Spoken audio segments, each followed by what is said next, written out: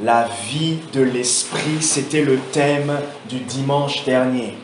Le but, c'est de nous encourager à grandir et à développer la vie de l'esprit. Développer la vie de l'esprit, ce n'est pas seulement développer tout ce qui concerne les dons, les visions, les visions, donc ça rentre dans le prophétique, le surnaturel. Toutes ces choses-là font partie intégrante de la vie de l'esprit, que je vous ai dit la dernière fois, que il a des synonymes tels que la vie spirituelle. La vie de l'esprit s'appelle aussi la vie spirituelle. Alors notez ceci, la vie selon l'esprit, ou la vie spirituelle, est la vie de l'homme régénéré. Ça veut dire celui qui est passé par la nouvelle naissance. Ça veut dire celui qui est converti, celui qui est en Christ. 2 Corinthiens chapitre 5, le verset 17. Si quelqu'un est en Christ, il est une nouvelle créature, ou soit une personne, elle est une nouvelle créature. Voici, toutes choses sont devenues nouvelles. Ça veut dire, l'ancienne vie est passée et la nouvelle vie commence. Et la nouvelle vie commence en Jésus-Christ, lors de notre rencontre avec Jésus. C'est là qu'on peut dire que la vie spirituelle, qui dit vie spirituelle, dit qu'avant il n'y avait pas de vie spirituelle, il y avait de vie selon la chair, il y avait de vie naturelle, si je peux le dire. Mais maintenant, depuis qu'on est en Jésus, il y a la vie spirituelle. Kabashozemena. J'aimerais dire quelque chose ici.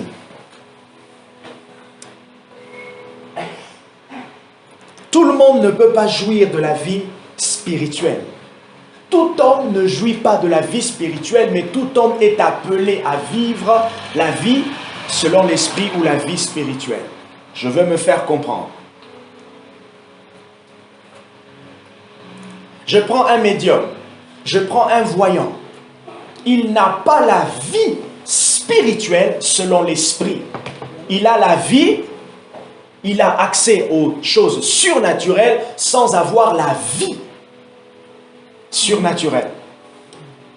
J'ai l'impression que je mets un concept là qui est un peu nouveau. Je vais éclairer. Je vais vous faire comprendre ce que je veux dire par là. Avoir accès aux choses spirituelles, surnaturelles, les voyants, tous ceux qui sont dans les talismans, dans des choses un peu, qui sont ouverts au surnaturel de manière bizarre, ils connaissent le surnaturel, mais ils ne connaissent pas la vie. Ils ont accès à des choses, ok, mais ils ont accès à ces choses pas en ayant la vie de Dieu. Mais nous, maintenant, nous sommes ouverts, nous avons accès à la vie. D'abord, ça veut dire Christ. Voilà pourquoi Christ nous donne maintenant la capacité de connaître le monde surnaturel. C'est pour cela le surnaturel, c'est un monde vaste. Le spirituel, c'est vaste. Le spirituel ne veut pas dire forcément spirituel avec Dieu. Le spirituel, c'est aussi avec l'ennemi. Mais maintenant, nous avons la vie de Dieu. Nous avons celui qui est chef, celui qui est élevé sur tout ce qui est surnaturel. Colossiens chapitre 1, à partir du verset 15, l'apôtre Paul explique clairement la divinité de Christ. Il parle de la préscience, de la préexistence de Jésus. Colossiens chapitre 1, verset 15 au verset 20 même, 18, 20. Il dit que le Fils est l'image du Dieu invisible, le premier-né d'entre les morts. Toutes choses ont été créées pour lui afin qu'il soit en tout temps le premier. Christ est le premier. Voilà pourquoi ceux qui sont au contact de Christ, ceux qui ont été transformés, régénérés, rappelez-vous toujours, nous tous qui... Nous tous qui, 2 Corinthiens chapitre 3 verset 18, nous tous qui, le visage dévoilé. Le visage dévoilé, pourquoi? Parce que autrefois nous avions le visage voilé. Autrefois, nous étions dans les ténèbres, mais maintenant, il a ôté le voile. En Jésus-Christ, il n'y a pas de voile. Nous avons la connaissance. La connaissance, nous avons la connaissance parce que nous avons été connus et nous connaissons. Nous avons été connus de Dieu et nous connaissons Dieu par le Fils. La vie selon l'esprit, la vie de l'esprit, j'ai dit que ça s'appelle aussi la marche par la foi, ça s'appelle aussi la vie nouvelle. Ça veut dire nous sommes des hommes nouveaux. Homme nouveau veut dire qu'il y avait un homme ancien. Et ancien, c'était notre ancienne vie. C'est pour cela, on ne peut pas développer au fait la vie selon l'esprit sans comprendre notre nouvelle nature en Jésus. Parce que c'est nous d'abord. La vie spirituelle se développe par la compréhension de notre nouvelle vie en Christ.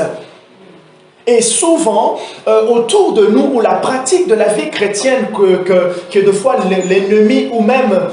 je ne sais pas, où on semble souvent associer notre vie chrétienne aux activités de l'Église.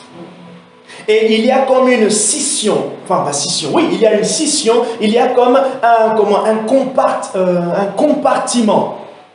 Non. Voilà, un truc comme compartiment, je ne sais pas si ça se dit compartiment. Alors, il y a comme, voilà, une séparation. On dirait que notre vie spirituelle, c'est mercredi, samedi, dimanche. Mercredi, samedi, dimanche. Et quand je sors des 2h30 de culte, quand je suis à la maison, quand je fais autre chose, je n'ai pas la forte conscience de cette vie spirituelle qui coule en moi à ce moment-là. Oh, non. La vie selon l'esprit, c'est la vie qui nous accompagne dès le moment de notre conversion. C'est pour cela, vous allez voir qu'il y aura carence, il y aura comme un problème lorsque on développe la vie surnaturelle, la vie selon l'esprit simplement d'un côté. Par exemple, quelqu'un il se dit, je veux développer ma vie spirituelle simplement en parler en langue. Il développe le parler en langue, mais dans sa vie de tous les jours, il y a des choses qui clochent, il y a des choses qui empêchent l'effet du parler en langue. Pendant que la personne se donne à la prière, au parler en langue, c'est très bien, parce que ça fait partie des éléments qui amènent la croissance de la vie selon l'esprit. Mais puisque la personne ignore qu'elle est elle-même, au fait, la vie de Dieu, c'est elle. La vie de Dieu est avec elle partout. La vie de Dieu est avec vous partout. Il n'y a pas de carence, il n'y a pas de séparation, il n'y a pas de moment particulier où la vie de Dieu est avec vous et elle ne l'est pas. Et c'est très important de comprendre l'homme nouveau. Je suis homme nouveau. Je suis converti. Je suis en Christ. Et la vie de Christ est avec moi. Et je respire la vie de Christ autant que je respire. Quand j'ai mal sur mon pied, j'arrive pas, je sais pas, j'ai Covid dans ma chair. Mais j'ai la vie de Dieu aussi avec moi. Vous saisissez un peu tout ça? Et c'est important maintenant quand on saisit ça, en fait, on comprend que la vie selon l'esprit, elle est en moi. Elle fait partie intégrante de moi. Alors, comment elle va se développer? Ce matin, je vais vous donner 5 points importants pour que vous puissiez comprendre. C'est des éléments, en fait, c'est des garde-fous, c'est un environnement. C'est des choses qui permettent à ce que la vie selon l'esprit, la vie de Dieu qui est en nous, puisse se développer. Et c'est ce que je voudrais que cela se développe aussi au milieu de l'Église. La vie selon l'esprit Dans son développement, elle ne va pas simplement attirer le surnaturel, des miracles, du prophétique, toutes ces choses. Non, non, non, non, non. Ça fait partie, ce n'est pas seulement ça. Je pensais aussi avant que le développement de la vie de l'esprit, c'était beaucoup de miracles, beaucoup de dons de l'esprit. Ce n'est pas seulement ça. La débauche. Notez ceci, la vie selon l'esprit est la vie de l'homme régénéré. Elle commence par la nouvelle naissance. Cette expression est utilisée pour marquer la différence entre notre ancienne vie et la nouvelle vie.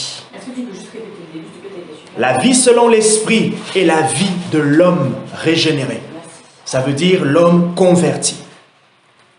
Cette vie, elle commence par la nouvelle naissance. Notez aussi ceci. Ah, celle-ci, il faut noter. Après, on va relire notre texte de Romains. Jabrako Sati. Fida Siprafoni. Shakilo Zakadafa. Rimate Zadashi Kifenio. Babia Anosia. Lâchez-moi. La vie selon l'esprit, la vie selon le régime nouveau, la vie selon la définition de Jésus, la vie selon la définition de la nouvelle alliance, la vie selon la définition d'un nouveau paradigme, d'un nouveau paramètre. Le paramètre qui est nouveau, c'est maintenant Jésus, c'est sa vie, c'est sa transformation, c'est le péché qui a été cloué, crucifié. La vie selon l'esprit, notez ceci, commence par la mort au péché. Aïe, et elle grandit par la mort à soi-même. Aïe, hey, notez ça, notez ça. La vie selon l'esprit. Oh Jésus. La vie selon l'esprit commence par la mort au péché. La vie selon l'esprit commence par la mort au péché. Lorsque nous nous sommes convertis, bien-aimés, vous avez été crucifiés avec Jésus. La conversion, c'est pas juste « Oh Jésus, j'ai cru en Jésus, j'ai donné ma vie à Jésus. » Effectivement, tu as donné ta vie à Jésus, ça veut dire que tu as été tué.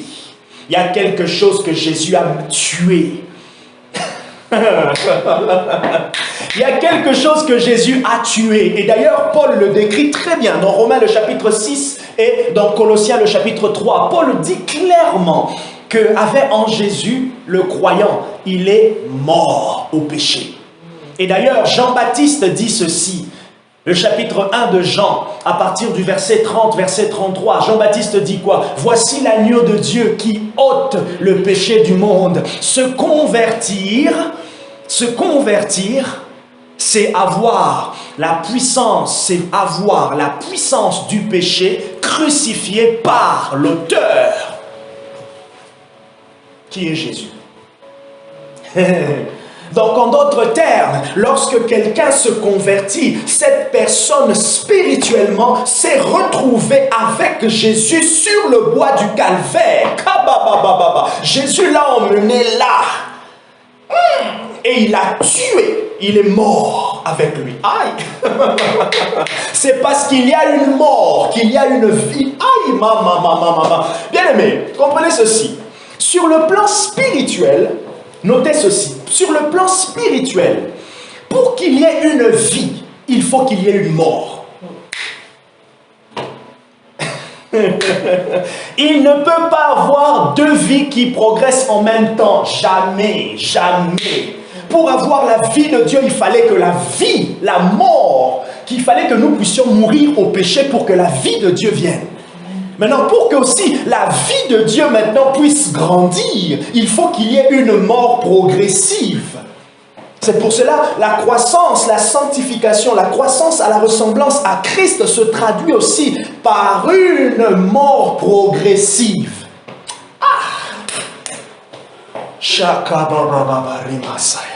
La vie selon l'esprit commence par la mort au péché. On va lire. Prenez avec moi Colossiens le chapitre 3. La vie commence par la mort. Dans les choses de Dieu, la vie commence par la mort.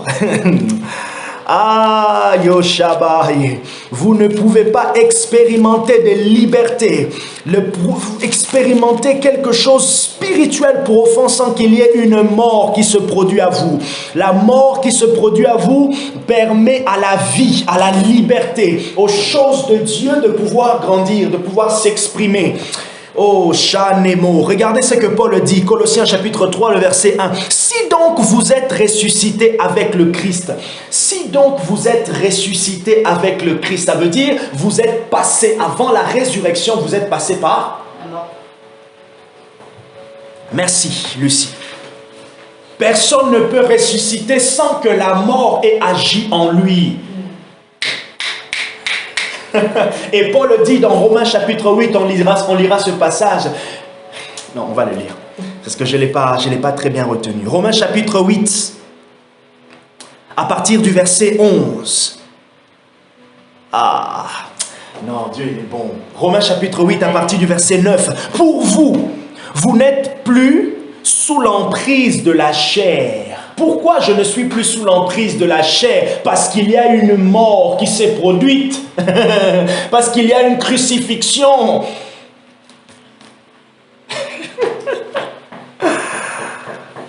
Ah, Yabashata. Pour vous, vous n'êtes plus sous l'emprise de la chair, mais sous celle de l'esprit. Pourquoi je suis sous l'emprise de l'esprit? Parce que je suis mort. Au fait, en gros, c'est comme si... Jésus nous a libérés de celui qui nous enchaînait avant. Il nous rendait du coup impossible. Merci Seigneur pour cette image. Dans notre ancienne vie, nous étions enchaînés par un plus fort.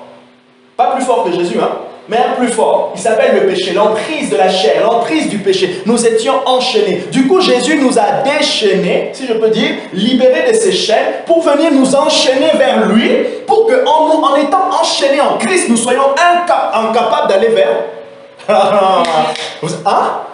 Vers le péché. Ok? Spirituellement, il nous a enchaînés. En fait, il nous a libérés des prises, de l'emprise de l'autre pour nous mettre sous son emprise, afin que, étant sous son emprise, nous soyons incapables de retourner. C'est l'idée que veut développer Jean lorsqu'il dit il ôte la semence. Mais s'il a ôté la semence, ça veut dire qu'il a placé une autre semence. Il ne nous a pas laissé vide. Il ne nous a pas laissé vide. Il a ôté la semence du péché pour mettre sa semence, qui est la semence de la vie, sa semence de vie nous permet de demeurer en lui et de continuer à produire sa vie. La vie selon l'esprit commence par la mort au péché. C'est pour cela, face à toutes les tentations, vous devez vous considérer comme mort. Est-ce qu'un mort peut réagir? Non. Ah, si vous réagissez, c'est que vous êtes encore vivant. Si je réagis devant un péché, ça veut dire que je suis encore vivant. Donc, je dois prier pour dire, Seigneur Jésus, dans ce côté-là, je n'ai pas encore connu une mort. Dans ce côté-là, la mort n'est pas encore... je ne la sens pas. Ma chair est encore vivante. Alors, poignard, sacrifie, amène-moi la croix, crucifie. D'ailleurs, Paul ne parle pas dans Galates chapitre 2 que ceux qui sont en Christ ont crucifié la chair. Où est la crucifixion? Où sont les effets, les signes, comment on a les signes, les marques, voilà. Ce sont les marques de la crucifixion de la chair sur moi. Comment se fait-il? Dans ma vie chrétienne, je ne vois pas. Vous savez, la crucifixion fait mal. Ah, Jésus n'a pas rigolé. Il n'a pas dit, oh, tu me fais des chatouilles. Oh, le clou sur le pied me fait des chatouilles. Oh, arrête, soldat romain. Non, il a crié. Jésus a crié.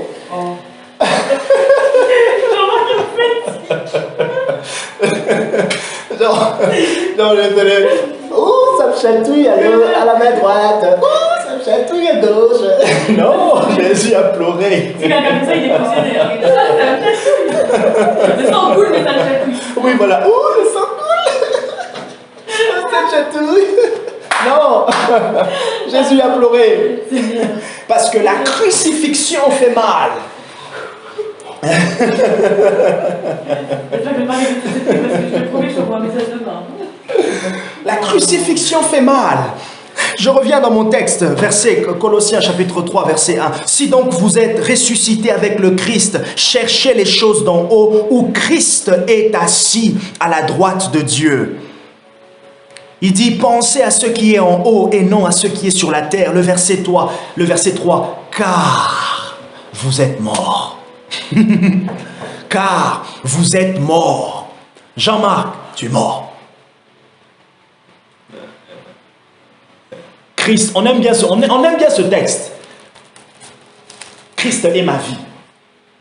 Mais c'est parce que il y a une mort que Jésus est devenu ta vie.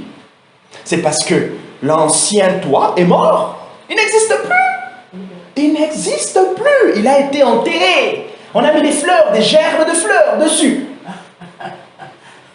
Il a été enterré. Et toi-même, tu as pleuré dessus. Tu as pleuré sur lui. Hein? Car vous êtes morts et votre vie est cachée avec Christ en Dieu. J'ai une question. Tout ce qu'on...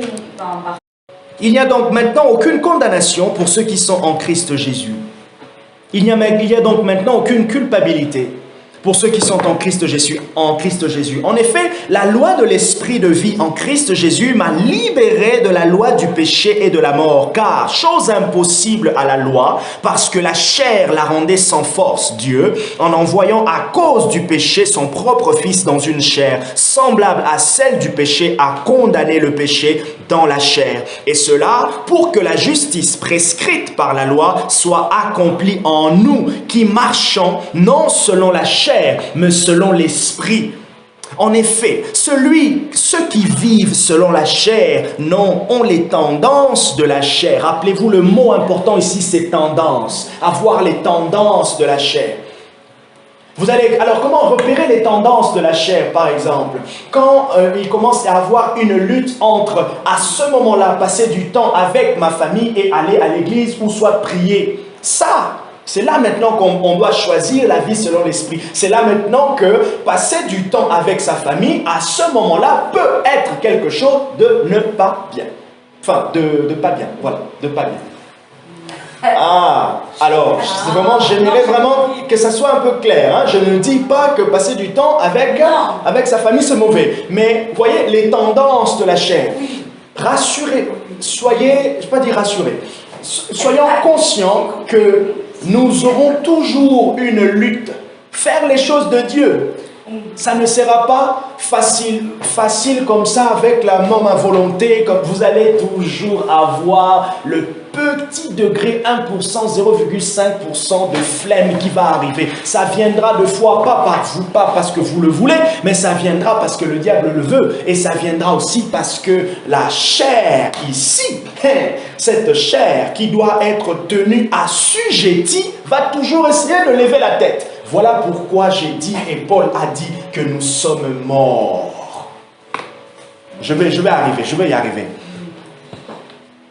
En effet, ceux qui vivent selon la chair ont des tendances de la chair, tandis que ceux qui vivent selon l'esprit ont celles de l'esprit. Ceux qui s'affectionnent aux choses de l'esprit, ceux qui s'abandonnent aux tendances de l'esprit. Les tendances de l'esprit vont toujours vous emmener à prier en langue, à écouter des chants, à faire des choses pour Dieu ou à être avec Dieu. Donc, bref, vous conduire toujours vers les choses spirituelles. D'ailleurs, pour votre encouragement, puisque vous êtes régénérés, votre être intérieur soupire. Il soupire après les choses spirituelles. Amen. Il soupire naturellement parce qu'il est régénéré, il connaît la vie, il n'a pas les yeux fermés, il a les yeux ouverts. Donc il a envie de prier, il a envie de parler en langue. Maintenant, pourquoi est-ce que son envie est bloquée? Parce que c'est bloqué par une autre loi. C'est bloqué par une certaine faiblesse dans laquelle nous sommes encore. Et c'est là maintenant que Paul, dans 2 Corinthiens, le chapitre 4, nous parle de la mort à soi-même. C'est là que je vous ai dit la dernière fois qu'il faut choisir. Il faut choisir. Même lorsqu'on n'a pas envie, on le fait. Et même lorsque vous le faites, vous ne sentez rien. C'est pas grave. Vous avez obéi. Voilà. Amen. Je prends par exemple, J'ai compris, moi aussi. tu travailles toute la semaine. Dimanche, tu es crevé. Tu as envie de rester sur ton lit. Te réveiller à 9h30. C'est clair. À 9h30. Même 10 heures. Hein. 10 heures, prendre ton petit-déj tranquille. Et d'ailleurs même, avec les trucs de culte en ligne, c'est bien, mais ça devient maintenant un combat. Là où ça devient mal, c'est que lorsque vous suivez un culte en ligne, facilement vous pouvez écouter le prédicateur en cuisinant. Ce n'est pas mauvais. Mais maintenant, là où ça peut devenir un peu... Vous n'allez jamais vous concentrer, ok? Vraiment concentrer et recevoir quelque chose de Dieu. Pourquoi? Parce que vous êtes Distrait. Et d'ailleurs, je vous emmène juste à une petite réflexion. Pourquoi, si vous êtes en réunion de travail, vous n'allez pas cuisiner en étant en réunion de travail? Ah, pourquoi? Les réunions en ligne. Oh, surtout des réunions en ligne où vous devez être participant. Maintenant, souvent, on oublie, parce que je suis en ligne, je n'ai pas l'impression de participer. Ah, parce que je suis en ligne, je n'ai pas l'impression de participer. Et c'est là que vous êtes passé à côté. Pourquoi? Enfin, vous êtes passé à côté parce que vous considérez, ok, vous considérez que parce que vous n'êtes pas là présentement, Dieu n'est pas là avec vous. Or, vous avez oublié que vous pouvez vivre en étant au contact. Mais on ne vient pas assister à un culte, on vient rendre un culte. Voilà. Vous vous êtes dit, parce que je ne suis pas présent et que c'est différent aussi présent, je veux ma concentration. Oh! Même Dieu, il est notre médiateur. Merci. Avant l'année dernière, je n'aurais pas imaginé de voir la puissance de Dieu se manifester dans des délivrances à distance. On n'y avait même pas pensé. Mais depuis, il n'y a aucune différence. Le Seigneur se repent avec puissance comme si la personne était devant moi. Elle est assise, elle peut tomber par terre. C'est vrai, je ne la vois plus parce que le portable est resté dessus. Le portable est resté dessus, mais la puissance de Dieu l'a touché. Ah, vous voyez un peu comment? Ok. Et maintenant, regardez, j'ai dit, je voulais vous donner quelques éléments importants à considérer concernant la vie de l'esprit. Je suis en train d'aller pour chuter. 5 éléments. La vie de l'esprit requiert la mort au péché et à soi-même. C'est le 1. Ça, c'est le 1. La vie de l'esprit requiert la mort au péché et la mort à soi-même. La mort au péché, nous sommes initialement, en fait, nous sommes déjà morts au péché en étant en Christ. Maintenant, la mort à soi-même, c'est ce que Jésus a dit, porte ta croix. Marc chapitre 9, je crois, ou Marc chapitre 10, où Jésus dit que vous devez porter votre croix. Ça veut dire... Enfin... Alors, regarde, porter sa croix, c'est ça. Regarde, je prends ton exemple. Tu as travaillé chaque dimanche. Ok? Tu fais chaque dimanche, chaque semaine. Et du coup, tu arrives le dimanche, tu as envie de te reposer. Ton envie est légitime. Maintenant, là où Jésus t'invite, là où Jésus nous invite tous, c'est que, en fait, là où, là où on sent que la volonté de Dieu est dans ce sens et que ma chair a du mal, le Seigneur nous invite à y aller, à prendre toutes ses forces physiques, volonté, parce que tu sais au fait que ça c'est ce que Dieu veut. Et du coup, Dieu dit, puisque tu sais, tu dois toi désirer avec ta force d'abord. Maintenant, puisque tu désires avec ta force, moi je t'aide avec ma force spirituelle. Et c'est là qu'on se lève. Oh, j'ai vraiment pas envie. Je me lève et je vais à l'église. Ok? Je vais. Pourquoi? Parce que je sais que c'est dans mon bien. C'est pour mon bien. Amen. Je devais aller prier vendredi. Je voulais aller prier le matin à la forêt. Voilà, j'aime bien aller le matin très tôt comme ça à la forêt. Il y a moins de gens. Il y a juste les gens qui viennent courir et tout. Je me gare. Et là, je suis tranquille dans la voiture, une bonne musique. Et je prie, je parle à haute voix. Personne ne m'entend. Je ne dérange pas Barbara. Je ne dérange personne. Puisque je me lève à 7 heures, si on se couche de voir pratiquement tard, 1h, 1h30, c'est toujours, mon temps de sommeil est écourté. Et j'aime pas trop cette sensation de temps de sommeil écourté. Mais je vous assure, quand c'est 7h, 7h05, oh là là, je vais prier à la maison, quoi. Mais ouais, je crois, où ça m'est déjà arrivé de changer.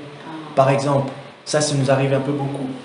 Vous sentez que la première impression, la première idée, c'était de faire telle chose. Par exemple, vous sentez fortement que dans votre cœur, il fallait que vous soyez le mercredi sur place. Mais vous avez décidé après d'être en ligne. Ça ne sera pas pareil. Ça ah bah franchement, l'avantage c'est sûr c'est ça, voilà. Ok. Ah, je voulais être sur place. Mais ce jour-là, il y a peut-être un petit retard. Ah, je vais être en ligne. C'est vrai que c'est une solution qui paraît, c'est bien. Vous avez participé. Mais si l'esprit voulait que vous soyez sur place, c'est parce qu'il y avait quelque chose. Et souvent, ce que l'on fait, Dieu te met à cœur, par exemple, de jeûner, de faire telle chose avec, on va diluer cela. On perd certaines choses. On perd. Alors, ici aussi, j'aimerais nous encourager à ne pas nous culpabiliser. C'est pas parce que vous perdez, vous allez dire, bah, du coup, je ne récupérerai jamais. Non. Ça fait partie maintenant de votre bataille. De se dire, pourquoi ? Je sens que dans mon cœur, dans mon être intérieur, il faut que j'aille prier là-bas. Il y a des fois, je sens qu'il faut que j'aille prier à l'extérieur.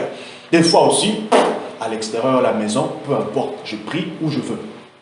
Voyez? Mais là, quand vous sentez comme un appel profond, allez-y. Et c'est comme ça maintenant que vous êtes en train de mourir à vous-même. C'est comme ça que vous êtes en train de dire à votre chair, à votre moi-même, que tu ne vas pas m'empêcher. Flemme! Tais-toi, tais-toi, tais-toi, tais-toi. Oh, je voulais prier aujourd'hui, je voulais apporter telle chose. Ah, mais c'est pas grave si je ne le fais pas. Oh, tiens, Jean-Marc a pris la parole. Oh. Jean-Marc, c'est pas l'esprit. Jean-Marc, c'est pas l'esprit. Marie, ce n'est pas l'esprit. Si l'esprit mettait à cœur, il a mis à cœur. Regarde un moment, libère, dis. Prie, intervient. Pour que la vie de l'esprit, la vie selon l'esprit puisse grandir, bien aimé, vous allez arriver toujours à mourir à vous-même, à mourir à vos ambitions, à vos désirs, aux choses que vous voulez ardemment, que même dans les choses spirituelles, c'est pas parce que c'est spirituel que Dieu veut. Non. C'est pas parce que c'est spirituel que Dieu veut. Regardez, Jésus, quand il prie à Gethsémane, qu'est-ce qu'il faisait? Il demandait l'aide de Dieu, que Dieu l'assiste. Ça, c'est véridique. Dieu, il est celui qui aide. Mais il a dit quoi? Non pas selon ma volonté. Non pas non, la pression que je ressens en ce moment, c'est une pression qui peut-être ne peut être contraire à ta volonté. La vie selon l'esprit se développe par la mort à soi-même. Paul, il dit dans 2 Corinthiens chapitre 4, verset 12, il dit « La mort agit en nous et la vie agit en vous. » Il y a des dispositions qui tuent. Par exemple, quelqu'un quelqu'un se dit, quel que soit ce que je ressens, quel que soit ce que je fais, je reviens au boulot, je suis crevé, mais j'ai dit à Dieu, je veux tenir 30 minutes, bien aimé. Ah! Tu sens que tu es fatigué pendant même que tu es en train de...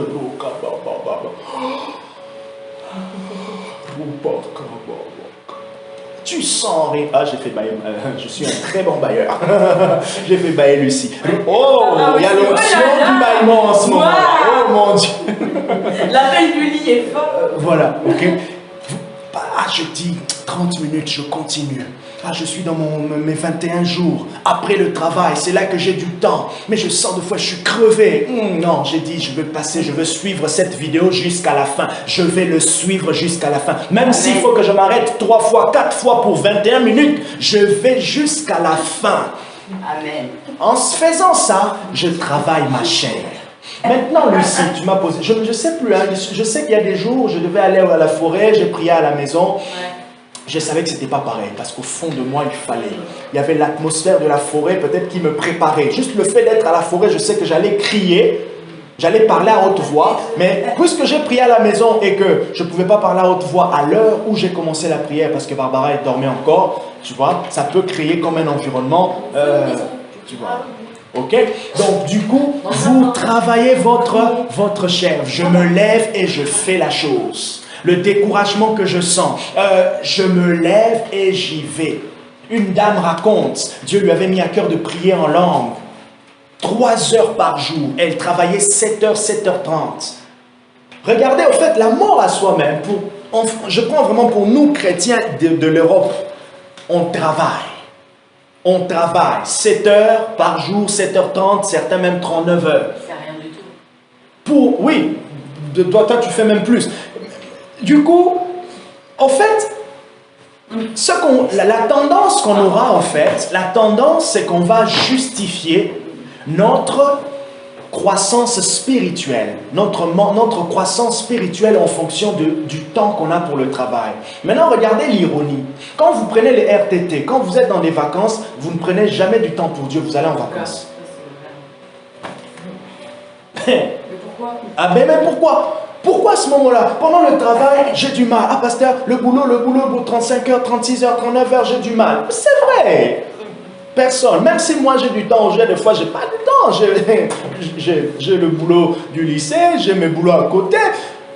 On a tous nos horaires, mais ça ne peut pas justifier. Chacun maintenant doit voir avec ce qu'il a, comment Dieu l'emmène à travailler aussi sa motivation, à se dire, quel que soit ça, je vais grandir. Je veux grandir et je vais grandir. Alors je me bats.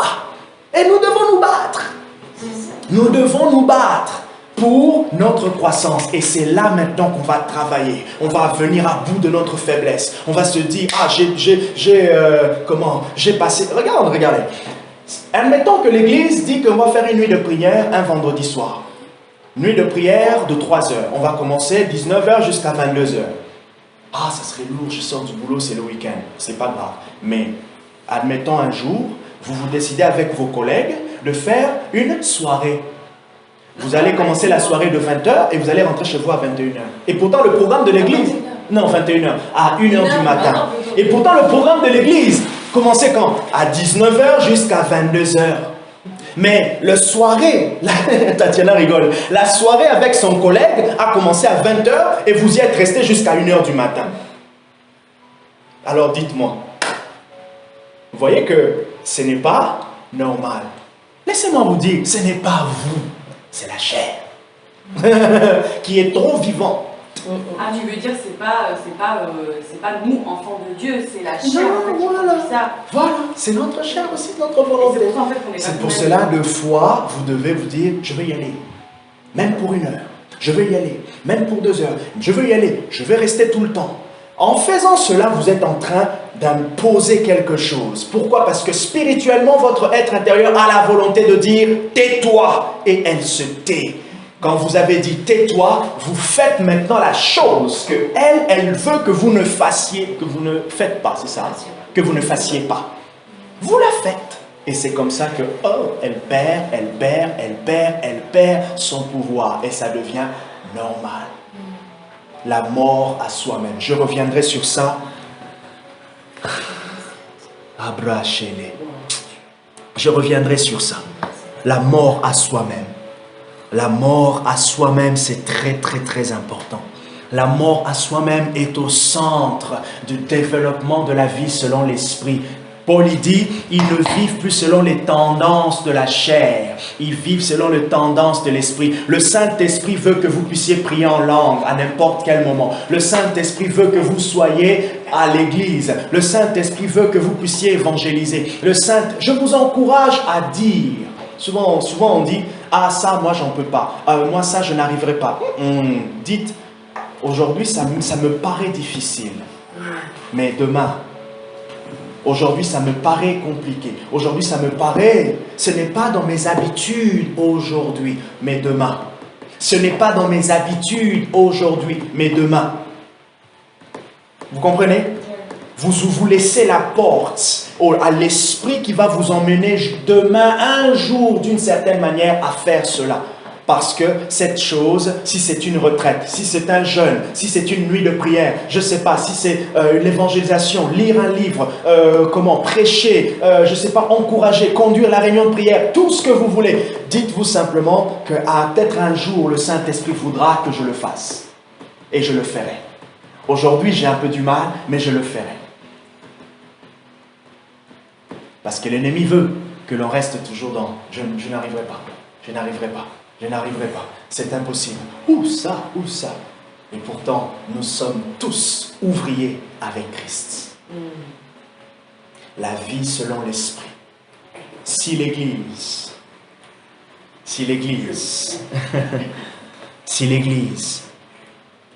je m'arrête là, si l'Église veut grandir, que le Saint-Esprit trouve sa place, il faut que le Saint-Esprit trouve sa place au milieu des gens morts. Jean-Marc, mort. Le Saint-Esprit, il est là, il regarde, il n'y a personne de vivant. Allez, c'est là, il dit, réveillez-vous. Quand le prophète Ézéchiel a prophétisé sur les eaux, ils étaient quoi? Ils étaient vivants? Ils étaient déchaissés. Desséchés, voilà. Déjetés. Déchéchouchés. Ok? Le Saint-Esprit veut des gens morts. Le Saint-Esprit veut que tout un chacun soit mort à ses propres ambitions. Seigneur Jésus, nous avons préparé le culte. Saint-Esprit, j'ai prévu de prêcher ça.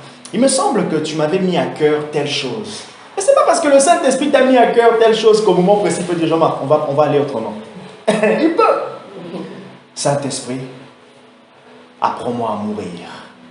Jean, chapitre 3, le verset 30, et c'est Jean-Baptiste qui parle, il dit, « Il faut qu'il croisse et que moi je diminue. » Est-ce que nous sommes ouverts maintenant que Jésus puisse croître durant la louange, pendant que nous sommes en train de chanter?